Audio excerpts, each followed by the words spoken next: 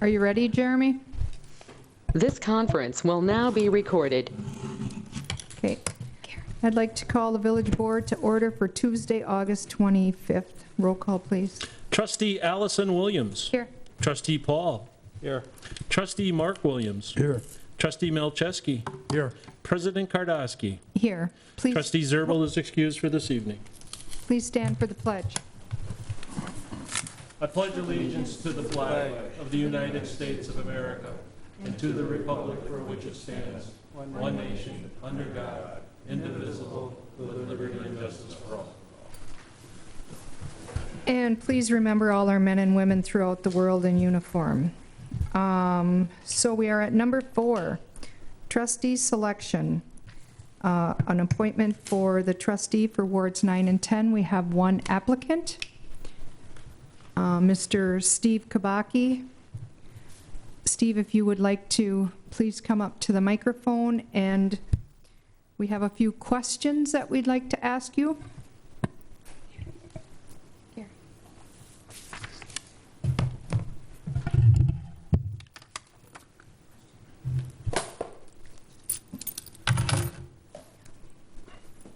Welcome, Steve. Thank you. Okay. So we are going to ask you a few questions for this interview process. By all means. Gary is going to start the questions. Steve, I was just informed that I've got the first question, so I got to see what I'm going to be asking you. Please detail your education background, work experience, and community involvement. Well, I went to school at UW Stevens Point. Mr. Can Kabaki, could you move go the closer to- microphone a little? Sorry. Thank you. I've got my degree, BS, in resource management and soil science from the University of Wisconsin Stevens Point. I graduated there in 1979. My first job was with the city of Janesville, where half my salary was paid for by General Motors and half was paid by the city of Janesville. It was a tremendous work experience. I had some great department heads and mentors that made a significant difference in my career then and now. With that, I rose up through the ranks there as environmental technician, specialist, to assistant director of public works, to street superintendent in charge of all street-related matters, landfills, solid waste collection, disposal, salting, sanding, snow removal, street construction, all the above. It was a great place, and for me to move forward, I was advised by my mentor and others to seek employment as a city administrator in a smaller community. I did that in the city of Brillion for a short period of time as their director of public works, city administrator. From there, I went to the village of Germantown, where I learned a tremendous amount about TIF, economic development, human resources, personnel, labor negotiations, grants, the whole 10 yards there. Enjoyed that significantly, and then I had the fortunate ability to become administrator here in the village of Ashwaubenon for 15 years. And they were very, very rewarding years here. And I learned even more. I had some great mentors, some great village presidents, some great trustees, and great department heads that all worked together that made a difference. And with that, it was very satisfying, very pleasing. But at all points in time, it was time to move on. I went to Chippewa County for a short period of time. I enjoyed that immensely. 29 department heads, 29, well, actually 26 department heads, I believe, 29 elected officials, and I learned a lot about county government and how that functions, and what their goals and objectives were, and how that all interacted with other municipalities, the state, the federal government, et cetera. And then I had an offer to come back to the Green Bay area, the village of Suamico. And with that, I was in the village of Suamico for approximately 17 years as their village administrator, and enjoyed that immensely. Again, working on TIF, working on budgets. I love budgets, dotting the I's, crossing the T's. And I retired there, and I believe it was the 1st of June of last year. I then took 2 part-time positions one working for Public Administration's Associates as an interim city administrator for Park Falls, and later working for the city of Marina, getting contractual legal services there. And I'm still working for Public Administration Associates on a project-by-project basis, but largely retired and have adapted reasonably well to retirement. That being said, that's kind of the nuts and bolts. You know, I've had the ability here in the village of Ashwaubenon to work very closely with Brown County. You know, the list goes on from Roger Cole to Paul Fontecchio to Chuck Larscheid to Chuck Lamine to Aaron Schutte, among others. And with that, I think I had a very good relationship with Troy as well, and was on the Room Tax Committee representing the village of Suamico, and also had a great relationship with the Oneida Nation. Worked very closely with the first agreement that garnered close to $300,000 in revenue, and it was worked well for both entities, the Oneida Nation and others. I'm also very familiar with the Wisconsin departments, the Department of Transportation, Department of Natural Resources, Department of Administration, and work very closely. Know many of the directors on a first name basis. In essence, I do a substantial network. When you've been around for 41 years, you get to know a lot of people. Unfortunately, with 41 years, there's some that have moved on and are no longer there. But bottom line is I've enjoyed working in municipal government, and I've worked on the other side of the fence, per se, being in administration versus being elected. But that's one of the reasons I'm here, is I think I can make a difference. But I think I probably talked long enough. All right, thanks for your input here, Steve. You're welcome. All right. So why are you interested in being a village trustee? I think it's an opportunity to give back. All three of my children have gone through the school system. I've also worked very closely with the school system, Mike Bino and others, the superintendents there, Jim Stillman, the list goes on. We did many different positive things with the school district, the football field, girls softball, boys baseball, Cornerstone Complex. Bottom line, Allison, it's an opportunity to give back. To be quite honest with you, I didn't think I'd be working as a consultant. I became a consultant. No, if you would have asked me 5 years ago if I had been a village trustee, times change though. And as things change in your life, certain things become more important and other things become less important. But I've also been very active in soccer in the community. Coached for approximately 14 years in rec and select soccer. I'm familiar with the community. We still live in the community. We never moved out of the community. I know the district well. I know many of the people in the district. I know many of the faces that are here, many of the faces, department heads. So with that, I think those are the reasons why I think as a trustee I would be able to help the board. I think I would help the village president. I think I would help the department heads. I think I would be an asset to the board and to the community. Thank you. Steve, what do you feel are the important issues facing the village right now? Well, COVID situation and the impact, revenues based upon revenue sources, budgeting, replacement of the big boxes. I think the village has done an excellent job in the entertainment district with the hotels and the riverfront, the Lambeau Field area, the Titletown area. You've kept up with the infrastructure. Those are the things I see as being on the horizon. You also have to find a village administrator and a village clerk, and with that, I would hope I would be able to help and be an asset to the board in that selection process. We've got some great department heads. We've got some great trustees. This has been a great community. I mean, it stood out in Brown County, and it always has.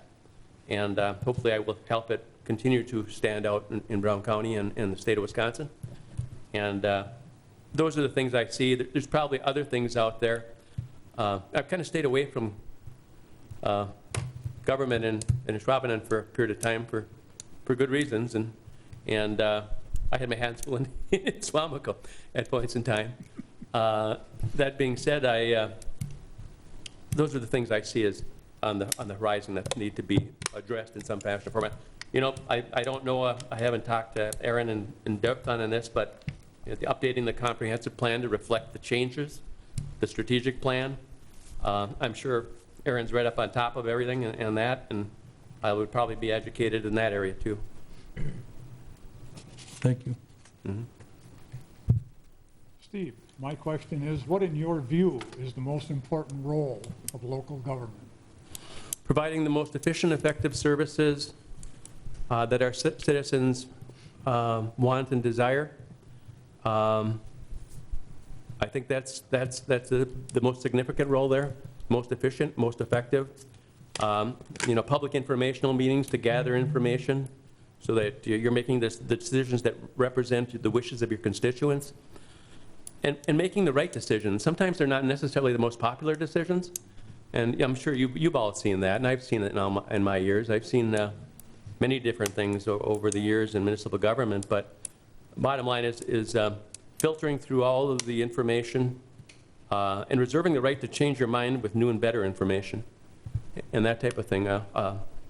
Those are the things I see as most important in providing service to your citizens, is efficient, effective service, taking into account the needs and the wishes of those constituents.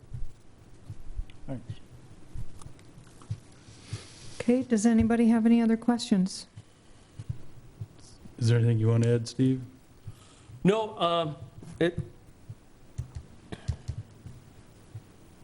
would be an honor to serve on the board.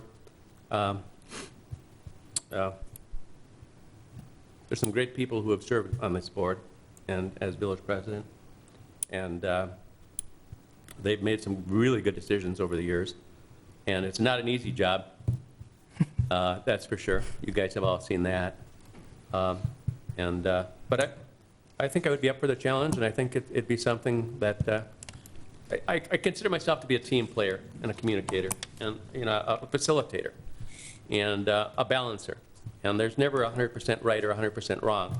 There's always varying degrees, and sometimes it's difficult to make those decisions. But I think with the board that we have here, village president and the staff, I would fit in well. Steve, seeing you're here for applying for the appointment of the position till it comes election time, are you willing or thinking of running to be elected when the term comes up again, to run for it? Yes, I was kind of setting the tone for that over the last 6 months in my district, talking to citizens and getting a feel for what they feel is important and what they feel if I could be a suitable candidate for a trustee. And I was going to be running in April, no matter what. I had been in contact with Ken over the years, and Ken had indicated that this is very likely his last term. And so I was planning to run, and I would run, yes, Okay. absolutely. Okay. Okay, any other questions? Okay, thank you very much, Steve. Thank you. Okay, board, we have two choices. We can, All right, I would recommend to the board that we would put Steve on the board for the interim of this term for trustee of the wards, was it 12 or 9 and 10. I will second. Okay, we have a motion and a second to appoint Steve to finish the rest of the term for wards 9 and 10. Any further discussion? All those in favor say aye. Aye. Opposed? Motion carried. Come on up and get your oath, Steve. Reading his rights.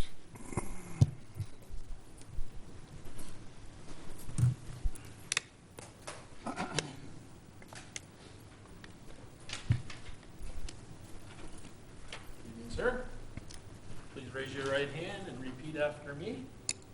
I, Stephen Kubaki, I, Stephen Kabaki, having been appointed to the office of village trustee, wards 9 and 10, having been appointed to the position of trustee for wards 9 and 10, but not have yet entered upon the duties thereof, but have not entered upon the duties thereof, swear swear that I will support the Constitution of the United States that I will support the Constitution of the United States and the Constitution of the state of Wisconsin, and the Constitution of the state of Wisconsin, and will faithfully discharge the duties of said office and will faithfully discharge the duties of said office to the best of my ability. to the best of my ability. So help me God. So help me God. Congratulations. Thank you.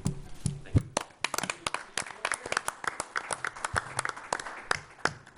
you. Congratulations, Steve. Welcome. Okay. Well, we'll wait till he gets up here. Does he have the background information from the meeting tonight? Just want to make sure. Okay, Yeah. good.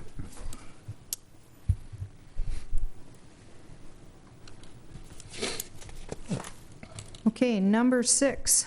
I have no changes to the agenda. Move to approve the agenda as presented. Second. Motion and a second to approve the agenda as presented. All those in favor say aye. Aye. Aye. Opposed? Motion carried. Number 7, action on the open and closed minutes from July 28, 2019. Move to approve? Second. Motion and a second to approve those minutes. All those in favor say aye. Aye. Opposed? Motion carried. Number 8, comments from the public must be limited to items not on the agenda. Must state name and address, limited to 5 minutes. Board's role is to listen and not discuss the item. Personnel issues cannot be discussed, no, not individual's name.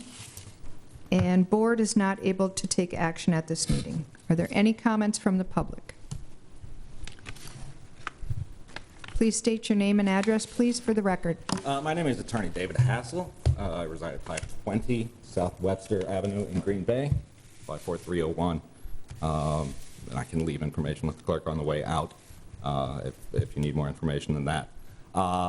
I come to address the board to make sure that they are aware of some letters that were traded regarding an invoice to my client, Hannah Lundeen.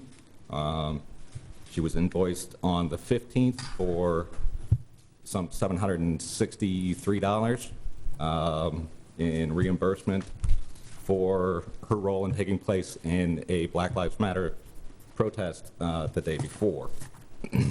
I detailed in a letter both to you, Madam President, and to Commander Kozlowski. I'm sorry if I killed his name.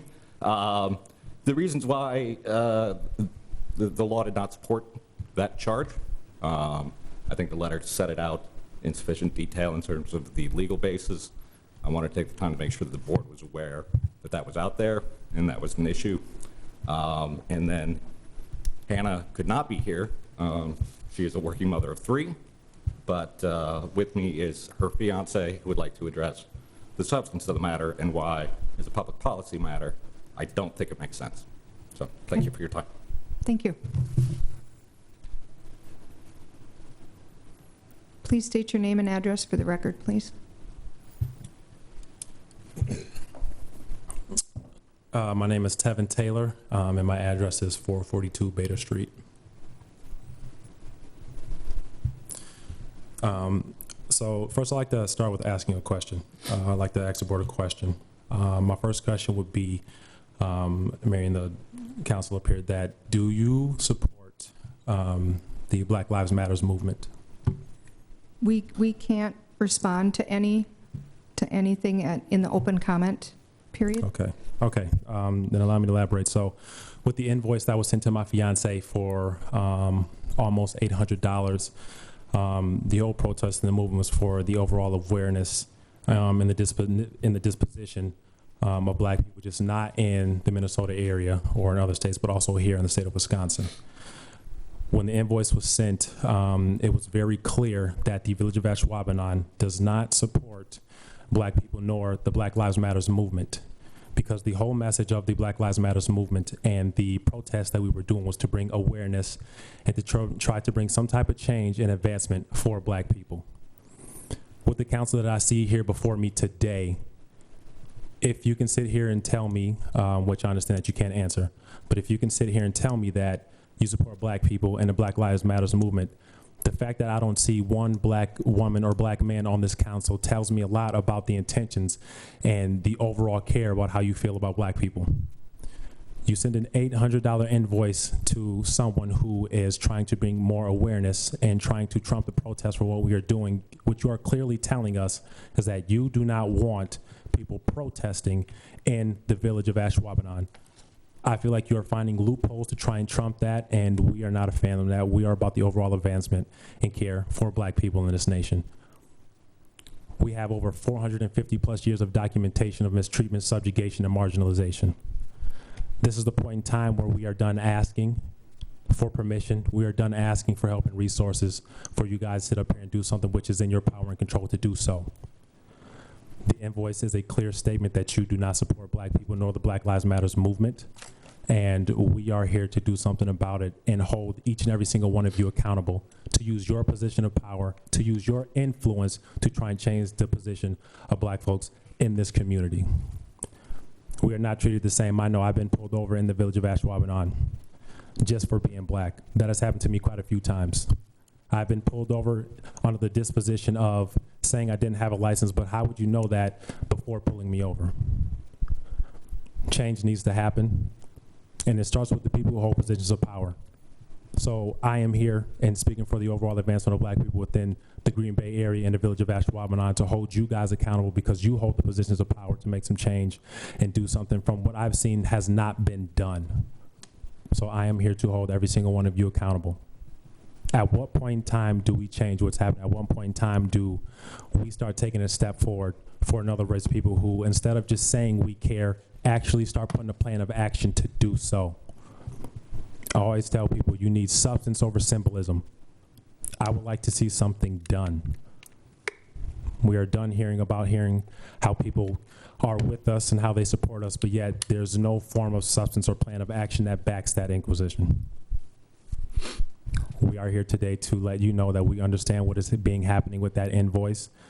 No, that is not going to stop us. And until you guys use your position of power to actually start making some changes around here for the advancement of black people, we are going to hold you accountable, and this amount of pressure is not going to ease up. You cannot sit here and tell me or say that you care about the overall advancement of black people. I don't see not a single black person on this council. You cannot sit here and say that you support black people when you don't have a black body up here to speak for the issues for black people. Sir, your 5 minutes is up. We are just here to hold you accountable. Thank you for your time. Thank you for your comments. Okay, anybody else want to talk to anything not on the agenda? Not on the agenda. If I can get up here, I'd just like to Come on, Ted, you can make it. thank everyone. I'm going to keep this short. Can I keep it to 5 minutes? Ted Pampern, former Ashwaubenon Village President, presently located at 3358 Pheasant Canyon Way in Laughlin, Nevada, 89029 is the zip code. And the reason I'm in Laughlin, Nevada and not in Ashwaubenon is I have a really bad back and a really bad arthritis, and I got to stay where it's 100 degrees and 9% humidity, but that's another story. As I sit here, and it's been 14 years since I've been in this room, since I retired back in 2003. And as I looked around this evening, it brought back a whole lot of memories of people that I worked with that I'd just like to mention this evening and maybe be a little nostalgic as to the people that helped build this community. And I'm going to start, they're no longer with us. I'll start with the people that are no longer with us. And that's John Montfort, okay? Jerry Van Sistine, okay? And I can go down the list, and I don't want to go through all of it. Jim Kuhn, people that I worked with, both on the town board and on the village board. They were extremely, extremely beneficial. And I'm going to talk about maybe Jerry Many as village trustee and Skeeter Watermelon. I know I'm going to forget some of the people that I worked with, but there was Skeeter and Joe Layden and Mary Mullen and Bob Nichols, who was our attorney, and so on and so forth. And I can go, and as I see Steve Kabacki, who I worked with for 8 years, and he was pretty much my right-hand man back when I was village president. I'm glad you're still involved, Steve. I appreciate that very much. But I just want to thank everybody here for working so hard to keep Ashwaubenon the beautiful community that it is. And I see so many things that are happening with Titletown Oil and some of the things that have been going on. I'm just impressed with the community, and I really appreciate it. And I want to thank all of you for serving, because I know it's very, very difficult. It's a very difficult position to be in and to make difficult decisions. So I appreciate all the help and all the things that you're doing. I just had to come up and tell you that, okay? Thank you, Ted. That's all I got to say, and I kept it under 5 minutes. Thank you, Ted. Thank you, Ted. That's a first. Anybody else want to say anything about items not on tonight's agenda? Okay. Number 9, written communications and/or announcements. I have none. None received by the Office of the Clerk Treasurer. Okay, moving on to number 10, action on the consent agenda. Operators licenses, the investment report from July of 2020, general fund financial report from July of 2020, budgeted expenditures, and department reports. Does anybody want anything taken out? Move to approve the consent agenda. Second.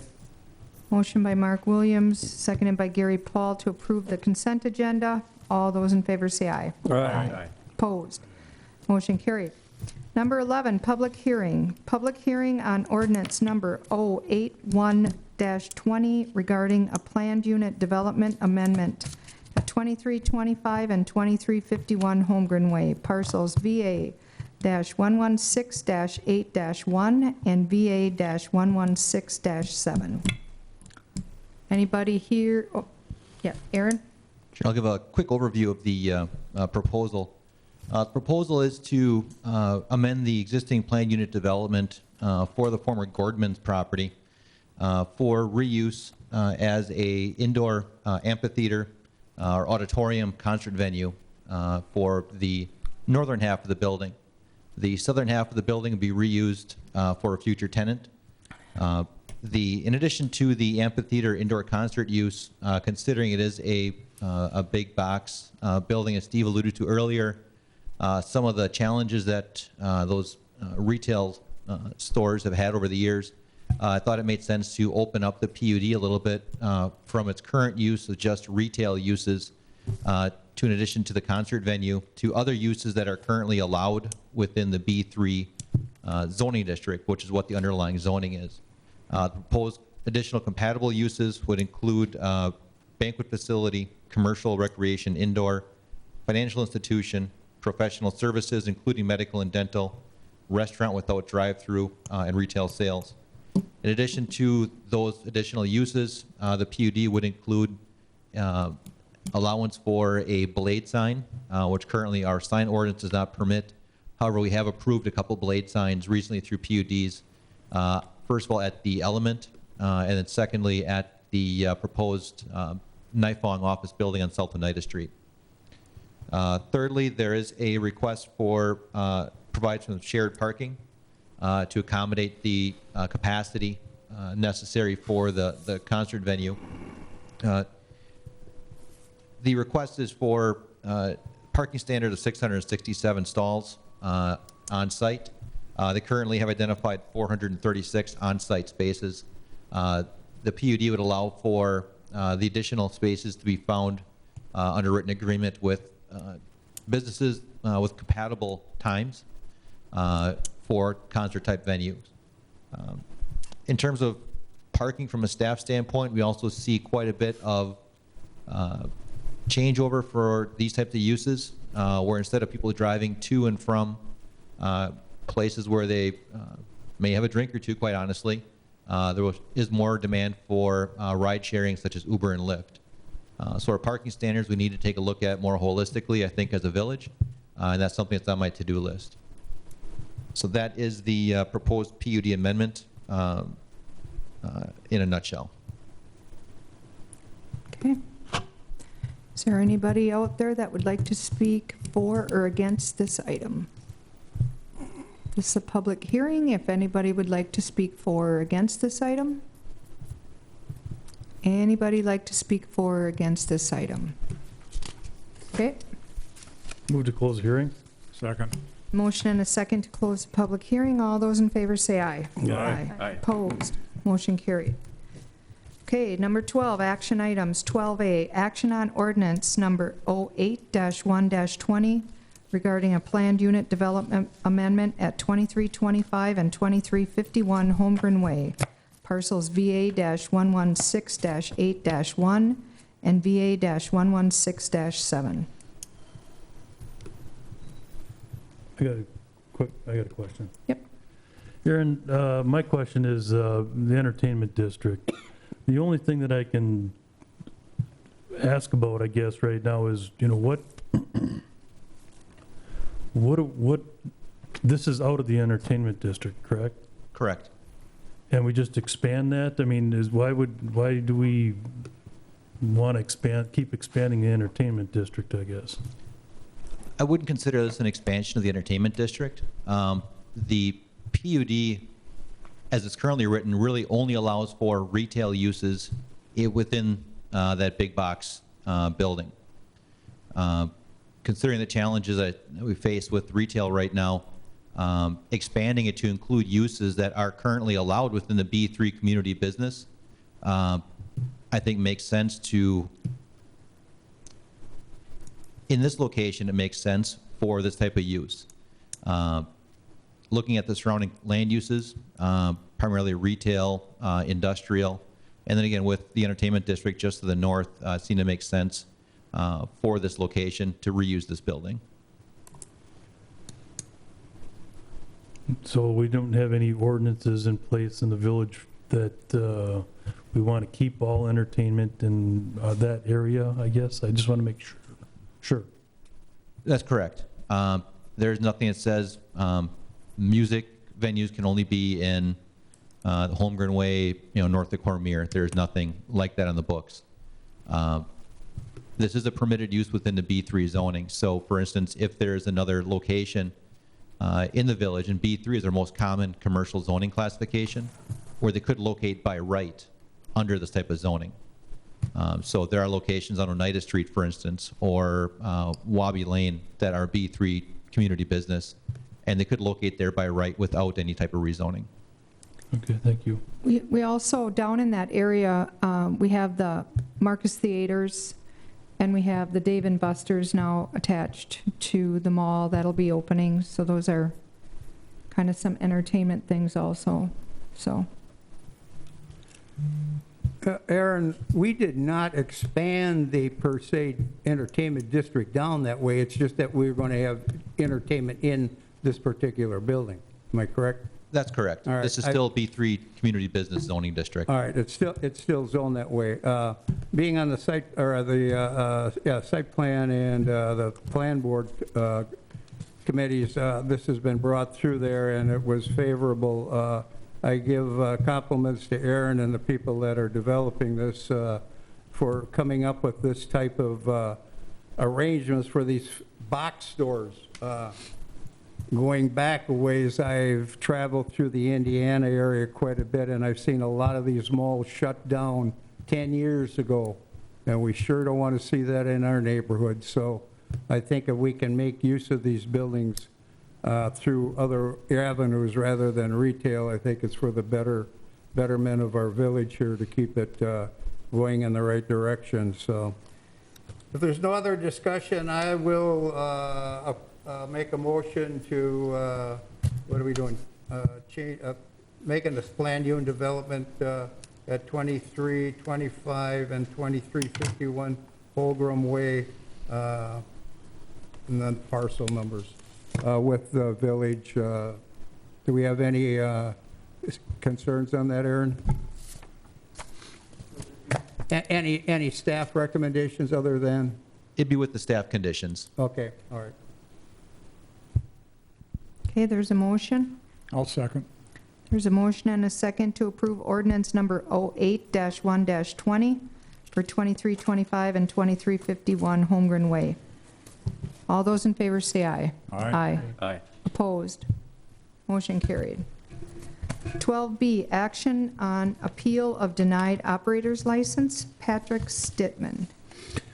Before you is the application, a letter of appeal from Mr. Patrick Stittman. Mr. Stittman is appealing his operator's license application denial. The attached application reflects information that's provided by the applicant, and the reason for the denial is rendered by Chief Ewell. Mr. Stittman is in the audience if you have any questions for him. You know, this did pass at Public Works on a 2-to-1 vote with 2 members absent. I did have a conversation with the chief about the items that were left off of the application. So. Yep, I'm happy to talk about that now, or do you want to hear from Mr. Stittman first? Mr. President, could you step back so that the gentleman can speak on his behalf? Where do you want me? Can you? Back here. I just wanted to make it, I forgot a couple of things, and I knew I would. Okay, sure, Mr. Stittman. Sorry. No, it's fine. Good evening, guys. Okay. So your license was denied. Correct. I currently work at Aldi, just an associate, but I'm up for an assistant manager job. In order to get that, I have to have the Ashwaubenon liquor license. We don't currently sell liquor or any open containers, but right now I'm also back in school at NWTC for operational management. I also work at the Radisson. If I get this assistant manager job, it would help ease the burden of working 2 jobs and going to school.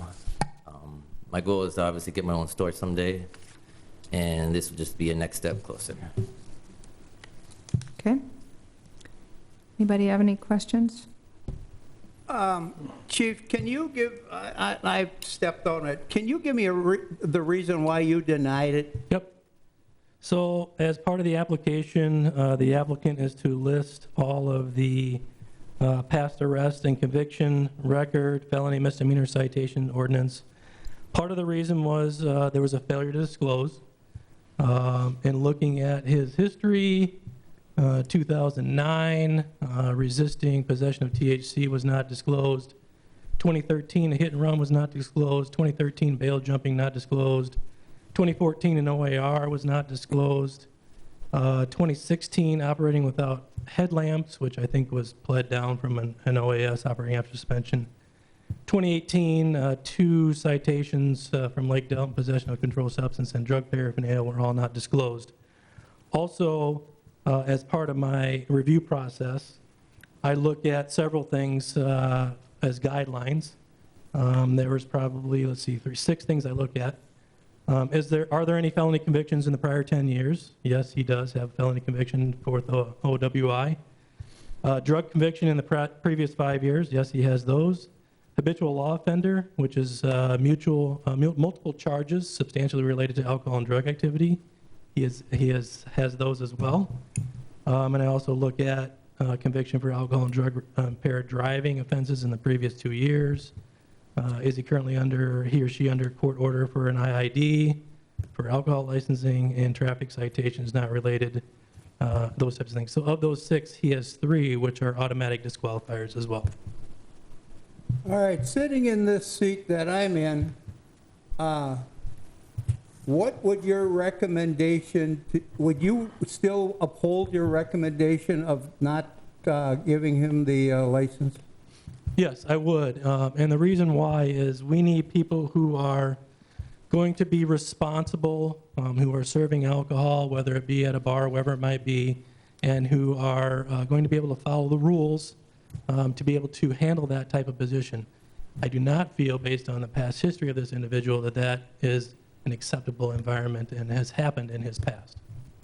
All right, the reason I'm asking these questions, we've had a number of people, and I'm not against giving a person a second chance, don't get me wrong, but we give this to the chief and the department to figure out, do you approve it or do you deny it?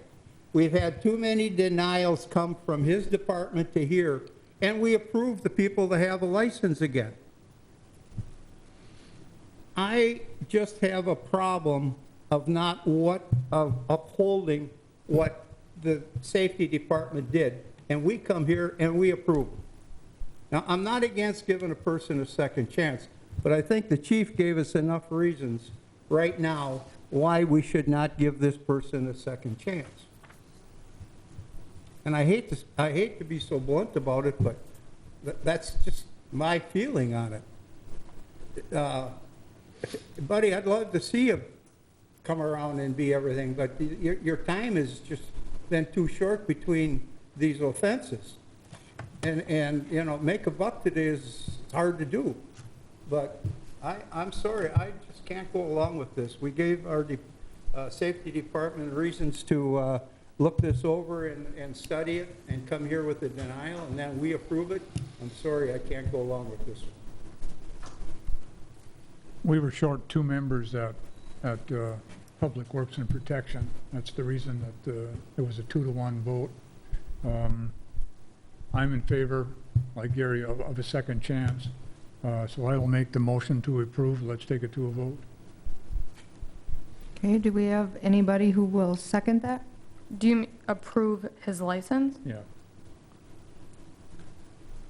I'll second. Okay, we have a motion and a second to approve the bartender's license. We need a voice vote, please, Patrick. Any further discussion? I guess my only question is, if you don't does Aldi sell closed? Yeah, Alcohol? everything's closed, nothing's open, and Okay. Mary, just a question I have for the chief. At some point in time, do these, I'll use the term violations, sunset, where he would be able to get a approval? Yes, like the drug violations are 2 years. The felony is 10 years, so he would have another, let's see, 6 years. 6 years on that one. So I mean, he can absolutely sunset some of those things, but right now, you know, a felony is an automatic disqualifier as well on this. So. And you have to keep in mind, he failed to disclose all these. Most of this stuff you can find on Wisconsin Circuit Court Access Program that everyone has access to. So there's no reason why they were not on here. And I'm just like Gary and Mike, I agree in second chances and that type of thing. And on face value of what was on the document, it didn't look as significant as what you described, Chief. And with that, I agree, you need to, your department heads, you have them there for a reason. And that type of thing. And you know, I'd like to give you a second chance, but there's just so much on the table here that it's more than I feel comfortable with at this point in time. Anything more? I have to say, well, I had my conversation with the chief today and found out about all of the violations, because I always, you'd like to ask if they leave one item off. Sometimes it's so far away, but there was a lot of items that weren't left off. So, any other discussion? Okay, voice vote, please. A voice vote or a roll call vote? I mean, roll call vote. Trustee Allison Williams. Yes. Trustee Paul. No. Trustee Mark Williams. No. Trustee Kubaki. No. Trustee Melchesky. Yes. President Kardasky. No. And the motion fails. Thank you. Yep. Should have a motion to, Oh, no, to deny it. The other two. Madam President, can I just make my okay, just a minute. I just talked with Tony, and he said that we should have a motion to deny. I'll make a motion to deny the appeal. Second. We have a motion and a second to deny the appeal. All those in favor say aye. Aye. Aye. Aye. Opposed? No. Okay. Okay, can we open the floor for Mr. Move Pampern? to open the floor for Mr. Pampers. Second. Thank you very, very much. I wouldn't be able to sleep tonight because I did not mention 3 very important people that I worked with, and that was Nubs to Clean, Tony Frigo, and Mike Obinger. So these are presidents that are no longer with us, but I had an opportunity to work with all of them, and I wouldn't have been able to sleep tonight. I appreciate very much for you allowing me to make that statement. Thank you very, very much. Thank you, Ted. Motion to return? Move to go back to business. Second. Motion and a second to return to the regular order of business. All those in favor say aye. Aye. Opposed? Motion carried. Okay, 12C, action on premise description amendment, Titletown Sports Service, Inc., DBA Titletown. Patrick? Before you is explanation of the Titletown Sports Service, Inc., doing business as Titletown. The Turn, which is located on the first floor of 1025 Lombardi Avenue, as part of Titletown, has requested to amend the current license to include a curbside pickup area directly in front of the facility. Curbside area is basically 1 parking space, as noted in your packet. Also, the space will be identified by a sign and dedicated for the fulfillment of carry-out food orders, which may include the purchase of original prepackaged alcohol beverages. This is not, this is kind of becoming the new thing for entities. This is not unlike, which has the previous owner of Applebee's had once done. Pick and Save has the same kind of scenario before them. Pretty standard stuff. Move to approve. Second. Motion and a second to approve the premise description amendment for Titletown Sports Service. Any more discussion? All those in favor say aye. Aye. Aye. Opposed? Motion carried. 12D, action on Class B beer, Class B liquor license for Old Chicago Tap Room 2, LLC, DBA Old Chicago Pizza and Tap Room. Patrick? Just a matter of housekeeping. Wadsworth Craft Works previously applied for the license for the Old Chicago, and they were filing for bankruptcy. They have a new owner, some of actually the same as the previous owners with a new name. Everything, all paperwork and corresponding fees have been filed accordingly. Matter of housekeeping. Move to approve. Second. Motion and a second to approve the name change for Old Chicago Pizza and Tap Room. All those in favor say aye. Aye. Opposed? Aye. Motion carried. 12E, discussion and possible action on Marina Pier repairs. Rex?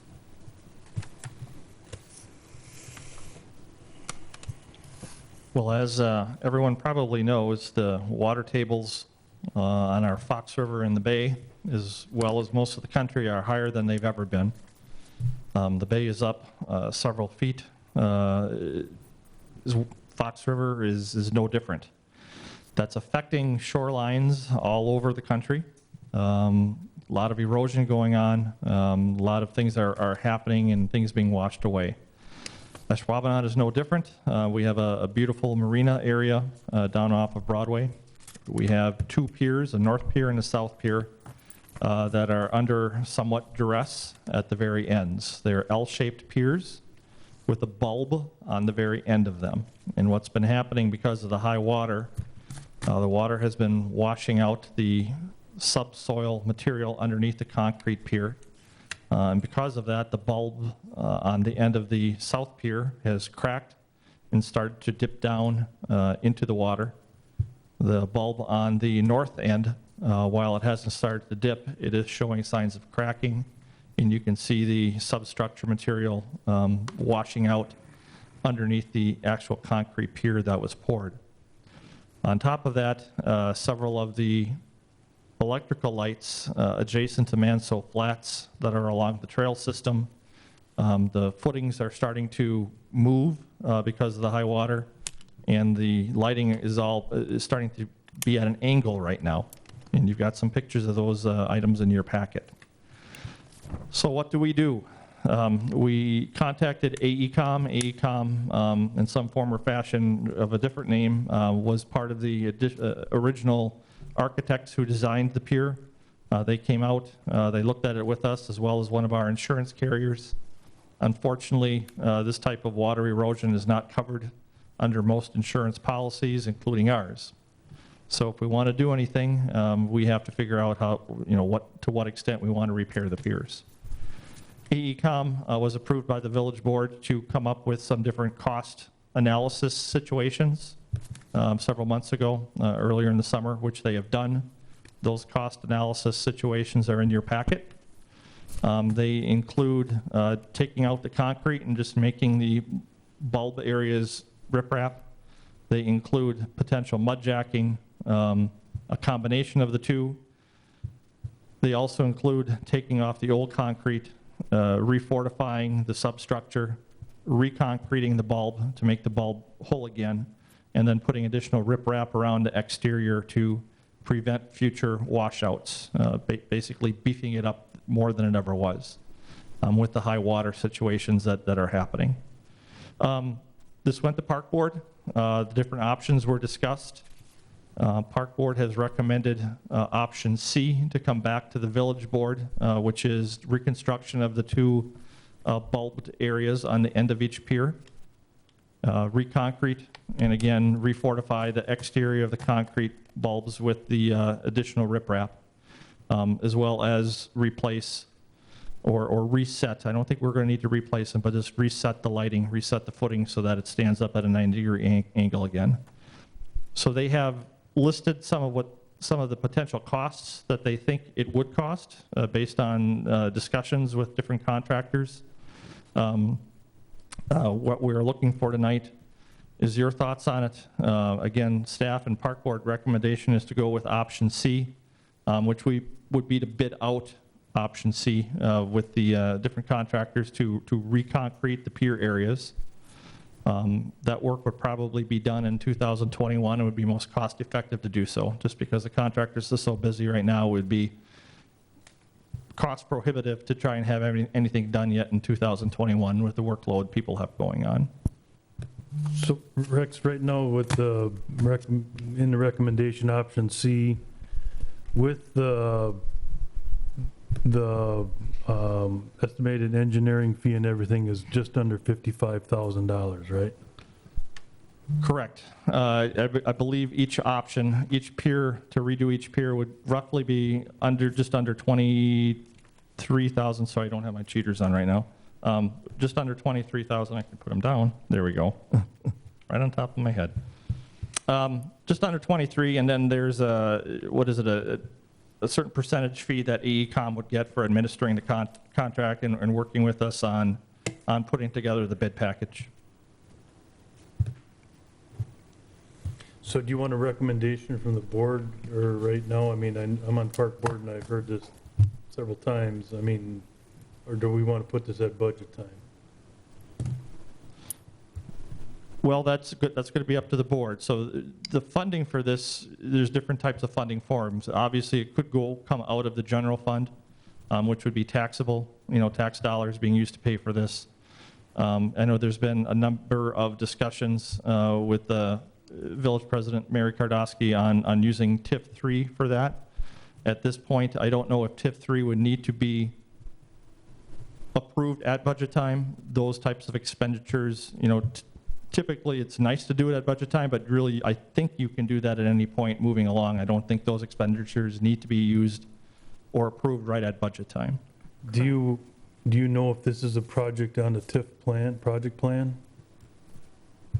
This just happened. It just happened at the late spring. I think the crack and the dip in the pier happened on a northerly wind that was blowing everything back into the bay. There was a real bad storm on April 29th. It was noticed the next day, so it is a TIF project plan. We have not had any TIF meetings to even put this on a TIF plan at this point. So if we want to move this forward under TIF, we have to update the plan, the TIF plan, before we can, project plan, before we can even approve it through TIF. Actually, I've talked with Aaron and Greg about this, coming out of the TIF dollars. So I'll let Greg address it. Yeah, the marina, the riverfront is part of the plan. And usually when you make that project plan, it's intended to be a little bit broad so that you don't narrow your scope so much. Okay. But this would be covered under TIF without having to adjust the project plan. Okay. It'd fall under riverfront. Right. And it is a maintenance issue, and we've been doing off and on stuff along that, on that riverfront, if you will, for the past 10 years anyway, so. Right. I would recommend it be a TIF expenditure. Yeah. Otherwise, it's not If you're gonna gonna do general happen. fund, it will definitely have to go through the budget process. Yeah, and it, Well, I just wanted to make sure that it didn't have to be a regular plan, project in the TIF No, plan. since the riverfront's on the project plan, expenditures like this, they go to the board Okay. makes the approval, then you're good to go. Well, like I said, this went through park board and everything, and we talked about it, and I would recommend, or I'll make a motion that we approve the TIF funding, the option C with the engineering costs and lighting costs, the correct lighting down there as well. So the main expenditure at this time, Mark, and just so the board is clear, it's not going to be for the project itself. We would work with AECom on putting the bid packet together, sending them out to the contractors, and hopefully their estimated bids would come in similar to what is here on paper, and they would come back to you for any kind of final decision. Any kind of final decision would come back to the board for approval on this. But basically what you're looking at is based on these estimates, you're approving option C to move forward to bid those projects out with AECom helping us put together the packet. We're authorizing the bidding process, and you're going to be bringing back the bids to us for approval. And I would think, the improvements that are out there for that breakwater down there will be more than sufficiently offset by the revenues created by the improvements and by the development in that particular area. Greg, I would think that that's produced a considerable amount of TIF revenue over the years, and now even. Yeah, TIF 3 would be able to support those expenditures. okay, are you going to make that motion, Mark? I did. He did. Okay, do we have a second? Second. We have a motion and a second to approve the, getting the bid packages with AECom Those and three things. those three things that Rex said. Okay? Does everybody understand? This is to get the bid package together. And go to bid. Correct. And so what AECom would do is they would put together the bid packet, we'd put it out to bid, have the bid opening, and then we'd come back with a summary of those bid costs to Village Board for any further action and approval or denial On option number C. on option C. Yep. Correct. Okay, does everybody understand that? All those in favor say aye. Whoa, Question. I'm looking at page 111. Rex, there's water washing over these piers. Are you raising them to not let them get washed away again? We're not going to be raising them, Gary. We're going to be rebuilding them underneath. And the thought is, once the piers are rebuilt, then we'd almost be using a concrete slurry to seal the material and smaller rocks inside underneath. And then on top of that concrete slurry that would come down, it would be the larger riprap to minimize the wave action and the beating of the waves against the pier. Okay, because I guess my thought was, what are you gaining when I'm seeing water going over these piers So the construction of it would be to avoid a problem that you've got right now then? Correct. Okay. Correct. And I would anticipate the riprap around those bulbs would actually be higher than the pier itself. Okay, all right. I mean, we're going to have high water for a while from everything I've Yep, been reading. In time, it'll go, you know, the cycles we all go through. Yes, we are. But hopefully, the water will decrease, and that'll also help you a little bit. But I was just concerned seeing the water is washing over, and anyway, you explained it to me, so I'm good. Okay. Does everybody understand the motion? Yep. All those in favor say aye. Aye. Opposed? Motion carries. Thank you. Thank you. 12F, discussion and possible action regarding village manager vacancy and job description. Tony. Okay, contained within the packet is the proposed job description with the revisions that were determined and put together by Finance and Personnel Committee at the 2 meetings that occurred at the end of July and last week as well. So with that is the proposed revisions to the job description as well as the request to fill the position and authorize posting. Okay. This was at Finance and Personnel last week. For those of you that were at the first Finance and Personnel, when we had staff there, the directors and everything at the meeting, this was the most important part of the filling the jobs, and there's a considerable discussion about having human resources person hiring that person, human resources, and you'll see in section C where we put that as part of the job description of the new village manager as far as creating that, whether it's a part-time position, a hired or contracted position, or a full-time position. But we thought that the village manager should have some control over that, and it was most imperative that we get the village manager hired before we create that. So that's why we put that in there. Yeah, it was evident that the village manager position was a much sought-after position for all of the department heads. So with these changes in the job description and everything, I'll make a motion that we approve the job description and the posting of the village manager position for applications and hiring. Second. We have a motion and a second to approve the village manager position, job description as presented, and to post the job. Any more discussion? I just thought there'd be more changes in it than those couple changes made. Well, everything we were talking about, Gary, was a lot of it, most of it is related to hiring that human resources position. That's basically, you took it out, took the human resources. Temporarily, they will be taking care of that until that position is hired. Otherwise, most everything has been taken out of there, or will be. All right, so your committee is satisfied with the changes that were made? Yes. Okay, all right, I just assumed there'd be some more, but, all right, I'll run with you on that one then.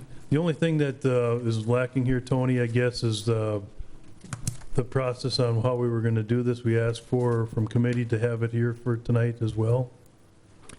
Yes, what I had mentioned in the green sheet is that the last time around, the department heads were separated and interviewed 3 finalists, and then after that, those 3 finalists were then interviewed by the board with a selection made by the board.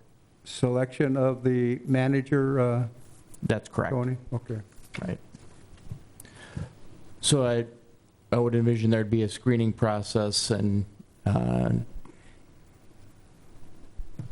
where it would be whittled down, and then the department heads would be in 2 separate groups that would interview finalists.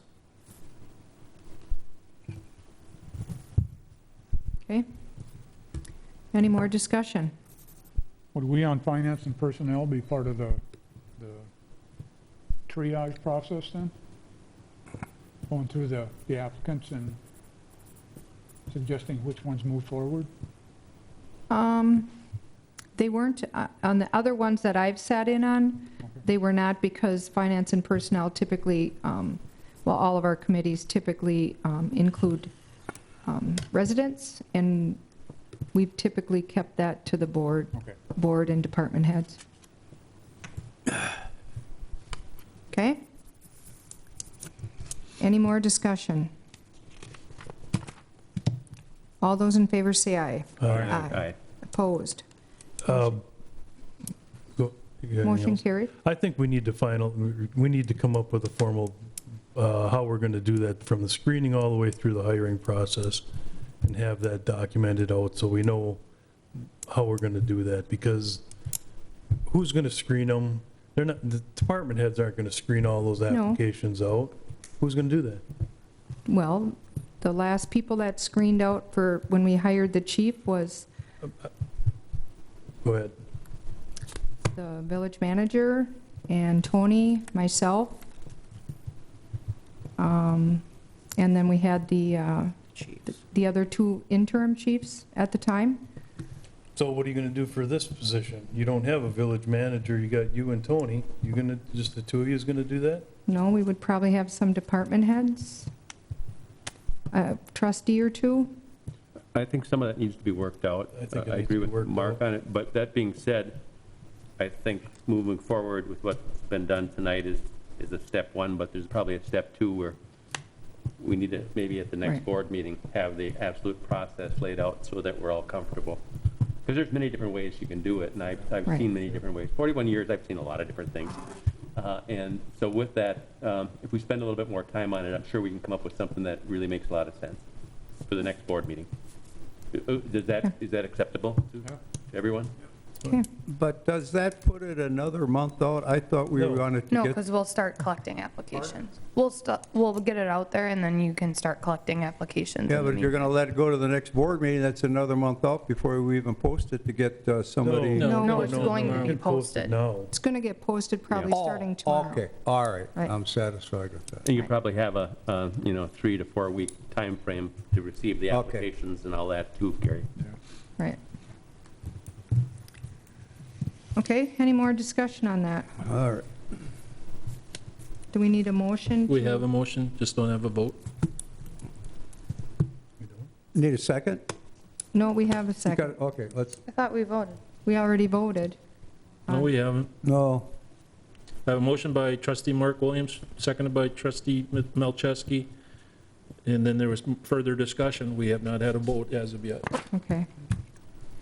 So should we include in the motion, Mark, would you like included that you want the formal layout at the next board meeting? Sure. And Mike, is that okay with you for the Sure. second? Agree to the amendment? Okay. All those in favor say aye. Aye. Opposed? Motion carried. 12G, action on the request to approve ordinance 08-2-20, amending room tax committee ordinance, section 2-2-367. All right, this proposed ordinance is simply a cleanup to make our ordinance consistent with what the state law is regarding room tax commission. Our ordinance calls for the appointment of 2 members when actually state law allows for 3 members to be appointed by the village. So this is simply a cleanup of our ordinance to be consistent with state law. Move to approve ordinance 08-2-20, amending the room tax committee ordinance, section 2-2-367. Second that. We have a motion and a second to approve ordinance 08-2-20. Any further discussion? All those in favor say aye. Aye. Aye.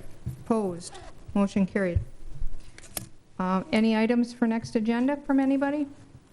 I have none. If anybody has any, please call the office. Number 14, closed session items. During the meeting, the village board of the Village of Ashwaubenon may convene into closed session pursuant to A, Wisconsin statute section 19.851G, for the purpose of conferring with legal counsel concerning strategy with respect to Ashwaubenon public safety, employee grievance, and sick leave arbitration and litigation matters in which it is or likely to become involved. The village board may thereafter reconvene in open session pursuant to Wisconsin statute section 19.852 to report the results of the closed session and consider the balance of the agenda. Move to go to closed session? Second. Motion and a second to go into closed session. Roll call, please. Trustee Allison Williams. Yes. Trustee Paul. Yes. Trustee Mark Williams. Yes. Trustee Kubaki. Yes. Trustee Melchesky. Yes. President Kardasky. Yes. We are in closed session.